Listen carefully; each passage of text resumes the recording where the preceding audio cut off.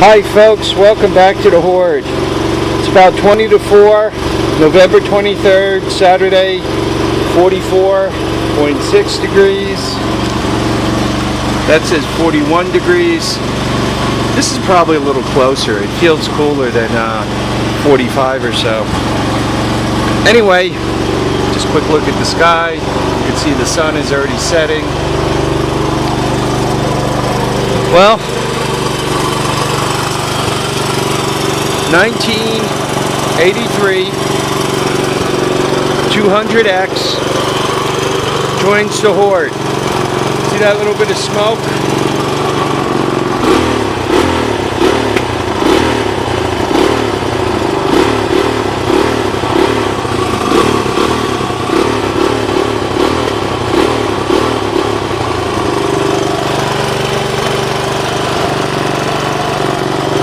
Turn the gas off.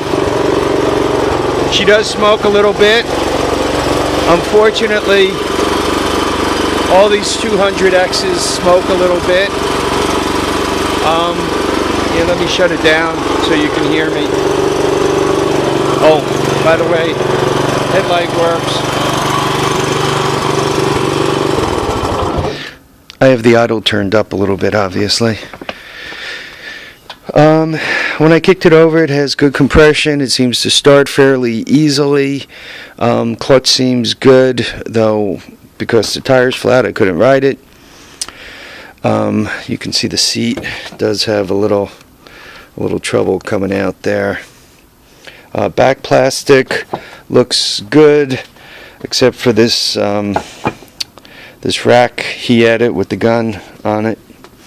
Anybody, once again, familiar with these guys realizes that they're really not the greatest bike to be driving through the woods to go deer hunting with. The hand clutch is kind of a pain in the neck if you're trying to maneuver around trees and tight technicals. If you're off camber, you know, you're trying to ride like this on a three-wheeler. Once again, the hand clutch is a pest. They also these things like to go out and run. They're really for if you're out in sand dunes or going around an oval track for stuff like that. Having this up there with Pug's track, you know, with those jumps and going around the turns, this thing would be a natural for that, because, you know, on the straights you wind it up, then as you bring it into the turn, you grab a gear or two down, feather the clutch, get the RPMs up, dump it going into the turn so you break loose, the back tires break loose, and you come around the turn sideways, kind of drifting, all three wheels. Then as you're doing that, you're kind of on the inside toward the front, you lighten up the back. And then as you're straightening out to go through the straightaway again, you shift your weight back on the back axles and bang it up through the gears, wind up again to go into the next turn. So this is a great bike for three-wheel drifts. Very spirited, a great bike. You guys could get a little better look at it now that it's not in the truck. Looks like they just popped for front tires. Those back tires don't look very old, but they didn't treat them well. And I don't know if you guys could see this. I got it up on the jack so it's sitting somewhat level. Oh God. I don't know if you could see this tire here. Kind of up on top here. It's got a crack in it. So even though these tires don't look that old, it must have had a flat and it sat on it. Chain looks good. Sprocket looks pretty good. I mean, a little loose, but looks pretty good. Back brakes do not work. Front brakes do. It's got hydraulics. I didn't notice a sticker on this thing. Yeah, I'm not seeing the sticker there.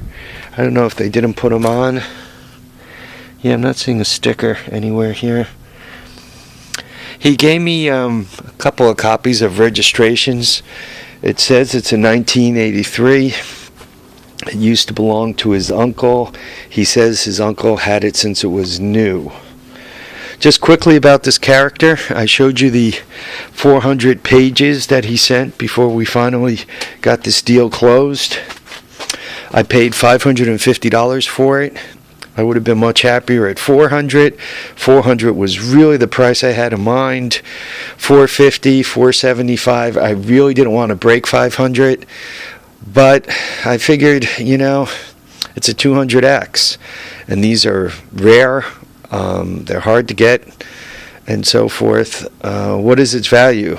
Now that I discovered that it smokes, and the back tires, not very good, it's probably more of a $600-700, $800 on the outside machine than a $1,000-1,200 machine. So I did okay. I really did do okay, but it wasn't a runaway steal. That guy for a couple $100. I mean, the tires hold air, and it runs for a couple $100. This was pretty much a steal. For $550, this was a good deal. It wasn't a steal. I mean, the exhaust system needs some work. Once again, it smokes. But then you see characters on eBay parting these things out, and they get $150 for the front wheel assembly. They get $150 for the front fender. They get $150 for the headlight. They get $100 for the forks. So, I mean, it was a good deal, but it wasn't a steal. It was a good deal. We'll stop at good deal. So don't want to overanalyze it. I go through all this trivia for any of you guys out there looking at these, but to some extent, these things are also like the elusive 24 karat diamond or something. They just don't make that many, so what are you going to pay for it, right? If it was like a 185 or 200S, one of these guys, there's a million of these out there.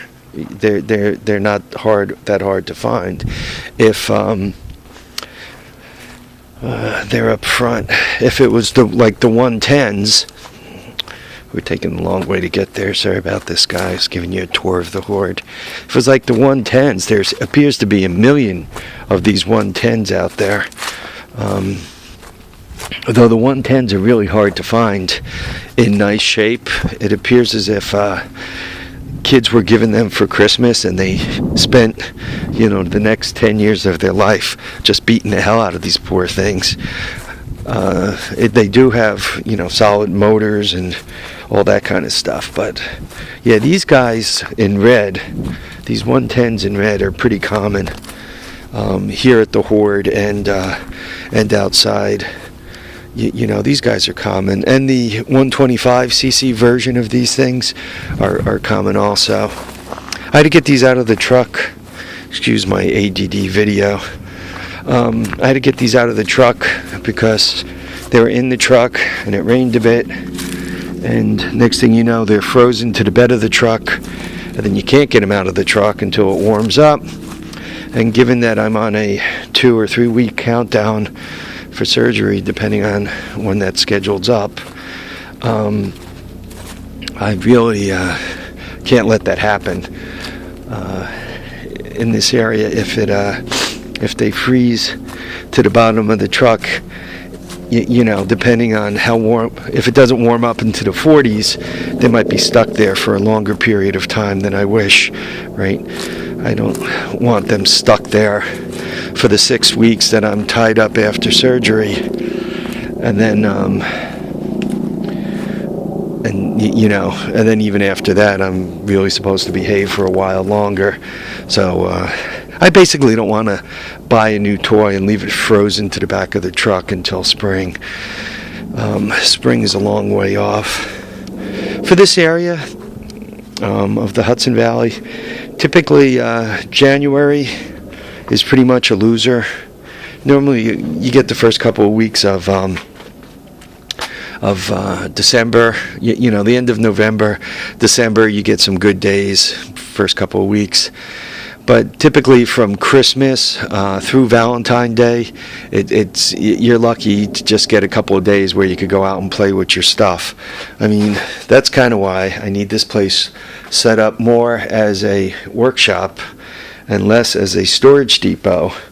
But at the same time, when you're a crazy hoarder and you end up with all this crap, if you don't want it to be a storage depot, where are you going to put all this, right? I almost need to build a barn just for storage and then turn this place into just a workshop. All right, guys, I've been rambling for 10 minutes, and I got a couple of other things I want to show you. So I'm gonna end this one now, folks. Live, love, and have a great time. Remember, tires down, handlebars up. Thanks to all my new subscribers.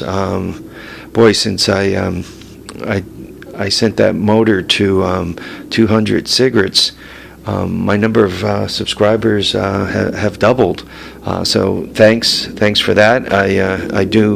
I do like having my videos get out there and actually have somebody watch them. That's kind of cool.